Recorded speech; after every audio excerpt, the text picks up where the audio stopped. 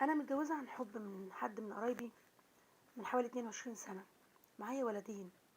اول ما اتجوزت سكنت في مساكن شعبيه مساحتها والله ما تيجي 50 متر. ما قلتش لا، قلت ومال ونبتدي واحده واحده مع بعض ونساعد بعض. وقصاد ده كله انا بخدم حماتي لان هي في الشقه اللي جنبي، وكنت راضيه وبقول الحمد لله وربنا يديمها نعمه، وعامله خدي مداس للعيله كلها، ويا ريته تمر. من اول سنه جواز اكتشفت حاجات ما كنتش اعرفها. ما هي دي المشكلة، ان الواحد لما الحب يعمى عينيه وما يبصش اللي وراه. المفروض اعرف ابص الاول وبعد كده اقول يا حب. من اللي شفته والله، من اول سنة لقيته هو ما بيعملش حاجة خالص، ولا باصص لقدام، ولا عايز يبقى احسن. واهله على طول مش عاجبهم حاجة، بيكلموني وحش وطريقتهم وحشة. قلت بكرة يتغير، بكرة هنبقى احسن. ابدا، مفيش. شخص مش عايش اصلا، ده ميت ما بيبصش لمستقبل اي حد. لا وكمان طلع بخيل في فلوسه ومشاعره، وحتى حياته وكلامه معايا انا والولاد.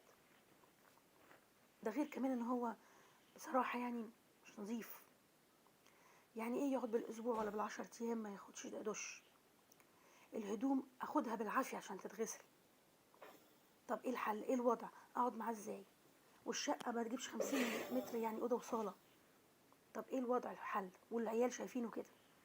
بس يا ريت هي سكتت على كده المشاكل. لا، عمره ما خرجني ولا فسحني ولا قال كلمه حلوه ولا حتى جاب لي هديه، لغايه ما خلاني خلاص انا بقيت لا عايزه حاجه ولا طالبه منه حاجه ولا عايزاه هو. اديني عايشه بس في ظلم وكسره نفسه وخلاص. ومن حوالي 10 سنين اخويا سافر بره وجاب له ورق على اساس يشتغل هو كمان بره، وخلص ورقه وفعلا سافر اشتغل. بخله زاد. طب ابعت عشان تعليم العيال، طب ابعت اكل وشرب، الا معيشني على ان انا يا اما اكل في بيت امه يا اما اروح عند اهلي اكل. لما حاجه تحزن ويوم ما ينزل زياره يجيب حتتين هدوم لعياله، وانا ولا هنا ولا موجوده في حياته خالص. ولقيته كمان بيحرض مراتات اخواته ومراتات اخواتي عليا، وبيحرج اخواته واخواتي على ان هم ما يدوش فلوس لا ليا ولا لمراتاتهم. انت جاي تخرب العيله؟ مش كفايه خربت بيتك وخربت بيتي، جاي تخرب العيله كمان؟ وريت العيله الواحده دي العيلتين. فبقيت انا مش عارفه اعمل معاه ايه. حاولت اقنعه اقول له خلص لنا ورقنا وكلنا نسافر سوا. ابدا. طب زود في الفلوس اللي بتبعتها. ابدا. طب خلص ورق للولد الكبير، انت كده كده لا باكي على تعليمه ولا حاجه، خلص له ورقه وخده اشتغل معاك. برضه لا، مش عايزه. طب انت عايز ايه؟ وفي الاخر قال لي لا خلاص انا كمان تعبت من السفر. وفضل قاعد في البيت. اهو وصل لان هو اكتر من 10 شهور قاعد في البيت، لا سافر ولا اشتغل ولا حتى بيدور على شغل هنا، وهو قاعد لي في البيت. لا بيصرف ولا عارفه اذا كان شايل قرش ولا هو هيسيبنا كده نتلطم. وديني من بيت لبيت باكل انا وعيالي وهو نايم في البيت. انا مش عارفه اعمل معاه ايه وده يتصرف معاه ازاي. انا خلاص مش عايزه اعيش معاه. وصلت لمرحله ان انا حاسه ان انا هموت وانا نايمه لو حد ما حسش بيا. فانا فعلا بفكر في الانفصال.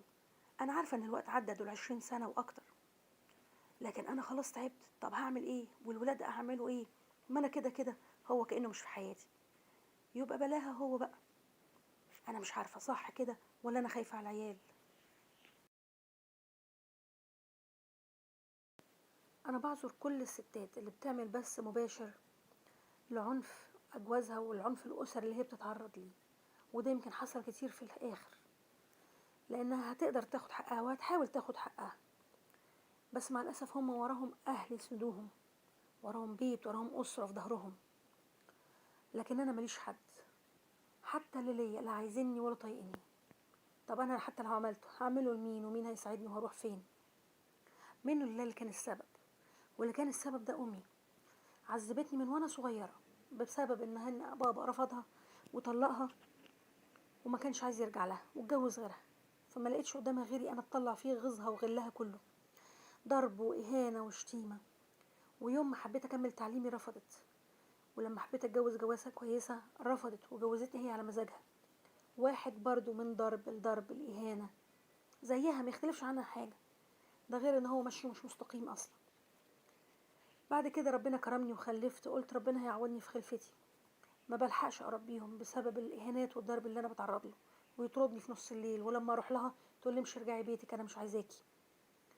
طب هروح لبابا تقول له على الله هضربك في قلب الشارع لو رحتي له. طب ايه الحل في القلوب السودة دي؟ انا مش عارفه اعمل ايه، ومش عارفه اتصرف ازاي مع ناس زي كده، والمفروض دول يتعمل معاهم ايه اصلا؟